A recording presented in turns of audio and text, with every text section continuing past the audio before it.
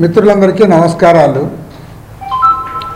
ఇవాళ భారతదేశంలో రాజకీయ పార్టీలు, అధికార పార్టీలు, ప్రతిపక్ష పార్టీలు అందరూ కూడా తమకు అనుకూలంగా ప్రచారం చేసుకోవడము, తమ విధానాలు చెప్పుకోవడము, తద్వారా ఓట్లు పొందాలని ఆశించడము, అందులో మనం ఎవరు తప్పు పట్టడంలే. కానీ ఇవాళ జరుగుతున్నదేమంటే పక్కాగా మైండ్ గేమ్ ఆడుతున్నారు. మైండ్ గేమ్ అంటే ఓటర్లను ప్రభావితం చేయడము, ప్రలోభాలకు గురి చేయడము, పొలిటికల్ పార్టీస్ని బ్లాక్మెయిల్ చేయడము. ఇవాళ సాక్షాత్తు ఈ దేశ ప్రధానమంత్రి నరేంద్ర మోడీ గారు ఈ మైండ్ గేమ్కి పాల్పడుతూ ఉన్నాడు. ఒకవైపు బ్లాక్మెయిల్ చేస్తూ ఉన్నాడు. ఆయన నిన్న కూడా మీటింగ్లో పదే ఇప్పుడు ఎక్కడ పోయినా ఏం చెప్తున్నా అంటే మా బీజేపీకి 370 సీట్లు వస్తాయి, మా ఎన్డీఏ కూటమికి 400 సీట్ల పైన వస్తాయి, అన్నీ మేమే గెలుస్తున్నామని చెప్తా ఉన్నాడు. ఇంతకుముందు ఒక సంవత్సరం నుంచి జగన్మోహన్ రెడ్డి కూడా ఇదే మొదలుపెట్టాడు, వై నాట్ 175 అని. మరి జగన్మోహన్ రెడ్డి మోడీ కాపీ కొడుతున్నాడు ఏమనిపిస్తుంది. ఆయన వై నాట్ 175 అన్నాయన ఇప్పుడు ఎక్కడికి దిగజారినాడంటే ఎమ్మెల్యేల ట్రాన్స్ఫర్లకు మొదలుపెట్టాడు.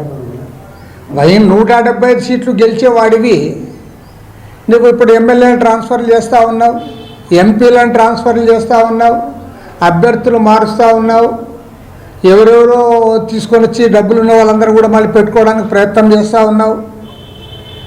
మొన్నటి వరకేమో వై నాట్ 175, ఒక్క సీటు కూడా పోకూడదు, ఎందుకు గెలవకూడదు, అదే ప్రచారం అని చెప్పి నువ్వు అప్పుడు ప్రచారం చేసేవి. ఇప్పుడు నువ్వు పడ్డావు కాబట్టి మొత్తము ఈసారి నీకు గవర్నమెంట్ వస్తుందో లేదో నీకే అనుమానం ఉంది కాబట్టి ఇవాళ ట్రాన్స్ఫర్లకు మొదలుపెట్టావు. మరి జగన్మోహన్ రెడ్డిని మోడీ కాపీ కొడతా ఉన్నాడేమో నాకు అర్థం కాలేదు. నువ్వు 370 సీట్లు గెలుస్తానని నువ్వు ప్రచారం చేసుకునేవాడివి. మరి అంత బ్రహ్మాండంగా నీకున్నప్పుడు నువ్వు ఇప్పుడు మళ్ళీ అందరిని ఎందుకు బ్లాక్మెయిల్ చేస్తూ ఉన్నావు? ఆయా పార్టీల నాయకులపైన ఇవాళ సాక్షాత్తు ఢిల్లీ ముఖ్యమంత్రి అరవింద్ కేజ్రీవాల్ని బ్లాక్మెయిల్ చేస్తూ ఉన్నావు. నువ్వు ఎన్డీఏ కూటమిలో చేరతావా లేదా, నీకు సమన్లు పంపిస్తాం, నిన్ను జైలుకు పంపిస్తాం అని చెప్పి బెదిరిస్తూ ఉన్నావు. అదేవిధంగా దేశవ్యాప్తంగా అన్ని రాజకీయ పార్టీలను చీలుస్తూ ఉన్నావు. నువ్వు చంద్రబాబు నాయుడు కూడా అంతే, టీడీపీ వాళ్ళకు కూడా తెలుసు. ఇవాళ టీడీపీ పార్టీలో ఉండే 90% మంది నాయకులందరూ కూడా స్పష్టంగా చంద్రబాబుకి చెప్పారు, బీజేపీతో కలవకూడదు, బీజేపీతో కలిస్తే మనకు రాష్ట్రంలో వ్యతిరేకత వస్తుంది, ఈ రాష్ట్రానికి వాళ్ళు ఏమీ చేయలేదు, పైగా చంద్రబాబు నాయుడు గారిని 53 రోజుల పాటు జైల్లో పెట్టడంలో వీళ్ళ రోల్ ఉంది అని కూడా చాలా క్లియర్గా వాళ్ళు చెప్తా ఉన్నారు. అందరికీ తెలుసు అది. ఎందుకంటే జగన్మోహన్ రెడ్డికి అరెస్ట్ చేయగలడు, ఒక రోజు లోపల పెట్టగలడు, కానీ 53 రోజులు లోపల పెట్టేంత శక్తి అతనికి లేదు. అమిత్ షాతో నరేంద్ర మోడీతో మాట్లాడుకొని అందరిని కూడా మేనేజ్ చేసి ఆడ క్లియర్గా చేశారు. చివరికి 17A పైన సుప్రీంకోర్టుకు పోతే ఆ తీర్పు రాకుండా అడ్డుపడ్డారు. తీరా తీర్పు చెప్పిన దగ్గర గుజరాత్ నుంచి వచ్చిన సుప్రీంకోర్టు జడ్జి ఒక తీర్పు చెప్తుంది, బెంగాల్ నుంచి వచ్చిన జడ్జి ఇంకోటి చెప్తారు. ఇద్దరు సభ్యుల ఇది. కాబట్టి ఏమంటే అందరూ క్లియర్గా తెలుసు నువ్వు బ్లాక్మెయిల్ చేస్తూ ఉన్నావు. బ్లాక్మెయిల్ చేసి పార్టీలను ఒత్తిడి చేసి ఎన్డీఏలో కూటమిలో చేరమని చెప్తా ఉన్నావు. ఇప్పుడేమో మైండ్ గేమ్ 370 సీట్లు ఎందుకు గెలిపించాలో నువ్వు చెప్పు. నువ్వేం చేశావని మేము చెప్పే వాగ్దానాలు కాదు, లేదా మా విమర్శలు పక్కన పెట్టు.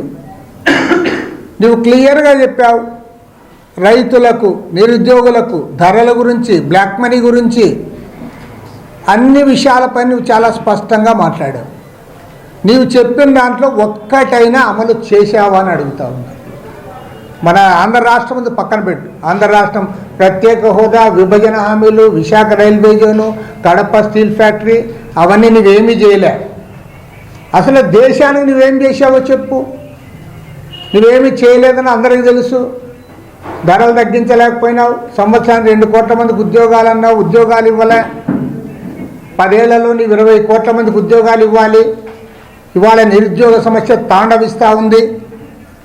మరి రైతుల గురించి ఇవాళ ఈరోజు మీరు కూడా టీవీలో చూస్తూ ఉన్నారు. ఢిల్లీ చుట్టుపక్కల ఇవాళ రైతులందరూ కూడా ట్రాక్టర్లు వేసుకుని వస్తూ ఉంటే మొత్తం రోడ్లన్నీ కూడా బ్యారికేడ్లు వేసి పారేశారు. గుంతలు తవ్వి ఎవరు కూడా రాకుండా అడ్డం వేస్తూ ఉన్నావు. నువ్వు నిజంగా రైతుల కోసం నువ్వు చేసి ఉంటే చాలా స్పష్టంగా చెప్పావు. రైతుల ఆదాయాన్ని 2022 కల్లా రెట్టింపు చేస్తా, అప్పుల బారి నుంచి బయటపడేస్తా, పైగా ఒక్క రైతు కూడా ఆత్మహత్య చేసుకోకుండా చేస్తానన్నావు. మరి 2 టర్ములు నీకు అధికారం ఇచ్చారు. 10 ఇయర్స్ ఉన్నావు కంప్లీట్గా. మరి ఇవాళ ఈ రైతులందరూ కూడా ఢిల్లీకి ఎందుకు వస్తూ ఉన్నారు ట్రాక్టర్లు వేసుకొని? కాబట్టి నువ్వు ఏం చేసావు చెప్పమని అడుగుతూ ఉన్నాం మనం. నీవు అన్నిట్లో పక్కా ఫెయిల్యూర్. బ్లాక్ మనీ తెస్తాను, ప్రతి ఒక్కరి అకౌంట్లో 15 లక్షలు వేస్తానన్నావు. అదే ఇలా ధరలు తగ్గించలే, పైగా దేశాన్ని అప్పులపాలు చేశావు. దేశాన్ని అప్పులపాలు చేసి ఇవాళ 156 లక్షల కోట్ల రూపాయలు ఈ దేశానికి అప్పు ఉంది. ఈ ఆంధ్ర రాష్ట్రానికి నువ్వేమీ చేయలే. ఏమి చేయకపోగా ఇవాళ సెంట్రల్ మినిస్టర్గా ఉండే కిషన్ రెడ్డి గారు సిగ్గు లేకుండా చెప్తున్నాడు. ఏమంటే తిరుపతి మీటింగ్లో నరేంద్ర మోడీ గారు ప్రత్యేక హోదా వాగ్దానం చేయలేదు, వెనక నుంచి ఎవరో చిట్టి రాసేస్తే చిట్టి చదివాడు అంటాడు. అంటే అంత అమాయకుడా? ఈ దేశానికి ప్రధానమంత్రి కాబోయే వ్యక్తి ఈరోజు ఎవరో చిట్టి రాయిస్తే చదివాడని చెప్పే స్థాయికి మీరు దిగజారారు.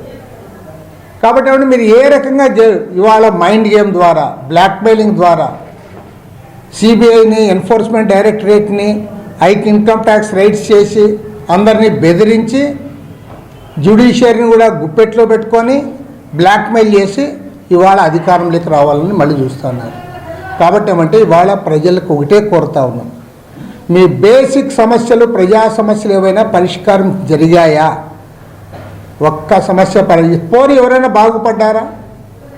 భారతదేశంలో నేను చెప్తున్నది కాదు, 28 కోట్ల మంది ప్రజలు ఇవాళ దరిద్రులుగా ఉన్నారు. అట్టడు అంతంత మాత్రం జీతాలతో పనిచేసుకుంటా ఉన్నారు. వాళ్ళ గురించి నువ్వేం మాట్లాడంలే. సంపన్నుల గురించి మాట్లాడుతూ ఉన్నావు, అంబానీలకు, అదానీలకు దోచిపెడతా ఉన్నావు, కార్పొరేట్లకు ఊడిగం చేస్తూ ఉన్నావు. కాబట్టి ఏమంటే ఇవాళ మేము క్లియర్గా చెప్తా ఉన్నాం. ఈరోజు మన దురదృష్టం ఏమంటే మన ఆంధ్ర రాష్ట్రంలో అసలు వీళ్ళ బ్లాక్మెయిలింగ్ తట్టుకోలేక భయపడి రాత్రి పోయి ఒకరు కలిస్తే పొద్దున్నే పోయి ఇంకో ఆయన కలుస్తున్నాడు. పగలొకరు రాత్రొకరు. వాళ్ళు ఇక్కడేమో కత్తులు నూరుకుంటా ఉన్నారు ఆంధ్రాలో. ఇక్కడ కత్తులు నూరుకునే వాళ్ళు ఆడబోయి ఒక ఆయన పగలు నేను సార్ సంసారం చేస్తానని ఒకరంటే, రాత్రి పోయి ఇంకొక ఆయన నేను సంసారం చేస్తానని ఇంకొక ఆయన. జస్ట్ భయపడి, వాళ్ళకి తెలుసు వాళ్ళేం పాపము, వాళ్ళ ఐ పిటీ దెమ్, వాళ్ళని చూసి జాలి పడతా ఉన్నా. విధానాలు నచ్చో ఇంకోటి అయితే వాళ్ళు పోయి కలిస్తే ఎవరు తప్పబట్టం, తప్పే కాదు. రాజకీయాల్లో కలుసుకుంటాం, ఒకరికొరు ఏ పార్టీతో కలుసుకుంటాం. కానీ వాళ్ళ భయపడి, బ్లాక్మెయిలింగ్ భయపడి అందరినీ ముఖ్యమంత్రులు బెదిరిస్తూ ఉన్నావు. మన జార్ఖండ్ ముఖ్యమంత్రి ఒకేసారి ఆయన ఇంటికి పంపించేశావు.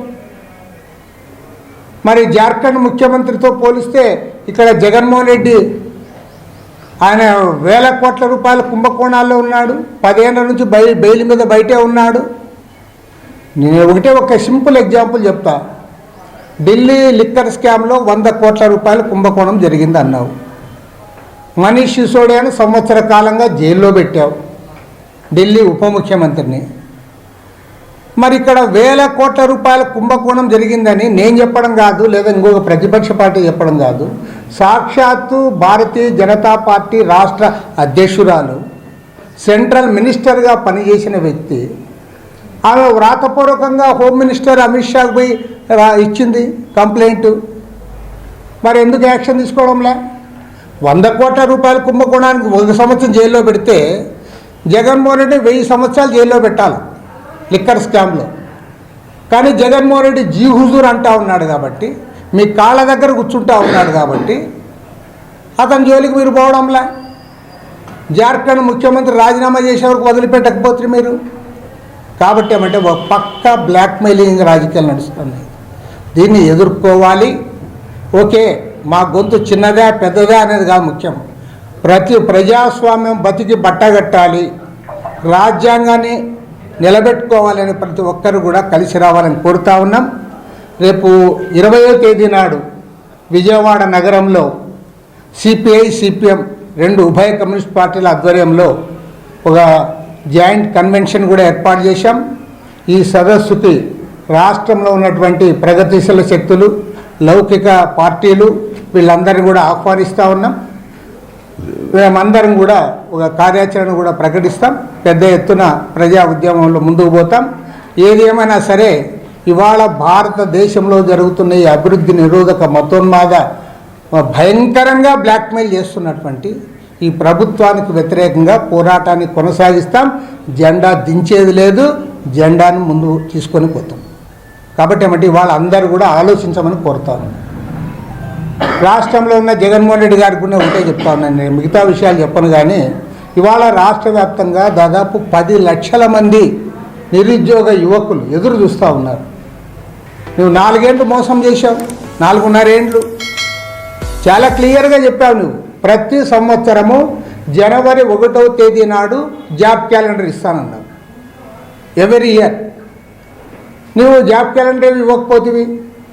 తర్వాత ఇవాళ వాళ్ళు పాపము సంవత్సరాలు వాళ్ళ ట్యూషన్ చెప్పించుకొని లేదా కోచింగ్ సెంటర్స్కి పోయి వాళ్ళందరూ కూడా ఖర్చు పెట్టుకొని ఇదైతే ఇప్పుడు లాస్ట్కి డిఎస్సి ఇస్తానని చెప్పి ఊరించి తీరా ఎన్నికల ప్రకటన వచ్చే ముందు 6,100 పోస్టులకు నువ్వు ఇచ్చావు. దాదాపు 40,000 టీచర్ పోస్టులు భర్తీ చేయాలి. అదేవిధంగా పీఈటీ వాళ్ళవి చేయాలి, ఫిజికల్ ఎడ్యుకేషన్ నువ్వెవరివి చేయడంలే. కాబట్టి ఏమంటే చాలా తప్పు చేస్తూ ఉన్నావు. మిగతావన్నీ ఏమో కానీ అతను ఓన్లీ వాలంటీర్లు నమ్ముకున్నట్లు కనపడతా ఉంది. అతన్ని చూస్తూ ఉంటే వాలంటీర్లు నమ్ముకొని వాలంటీర్లకు తాయిలాలు ఇచ్చి రేపు పొద్దున ఎలక్షన్లో డబ్బు పంపిణీ కూడా వాళ్ళకే ఇచ్చి సులభంగా ఉంటుందని వాళ్ళ ద్వారా ఎన్నికల్లో గెలవకుంటాం. నీకు 10 లక్షల మంది విద్యావంతులైన యువకులు వాళ్ళందరూ కూడా నేను Jagan down down down down అంటూ ఉంటే నువ్వు ఏ రకంగా ఎలక్షన్లో గెలుస్తావు? కాబట్టి అంటే ఇప్పటికైనా మించిపోయింది లేదు. ఇవాళ ప్రభుత్వం ఏమో 23,000 టీచర్ పోస్టులు మాత్రం ఖాళీగా ఉన్నాయని చెప్తా ఉందంట. ఓన్లీ ఆ 23,000 నువ్వు ఏదైతే గవర్నమెంట్ చెప్తా ఉందో, మేము చెప్పినట్లు 40,000 కాకపోయినా నువ్వు చెప్పిన 23,000 అన్న భర్తీ చేయి. కాబట్టి ఏమంటే తక్షణమే మొత్తం పోస్టులు భర్తీ చేయాలని చెప్పి కూడా సిపిఐ తరఫున డిమాండ్ చేస్తాము.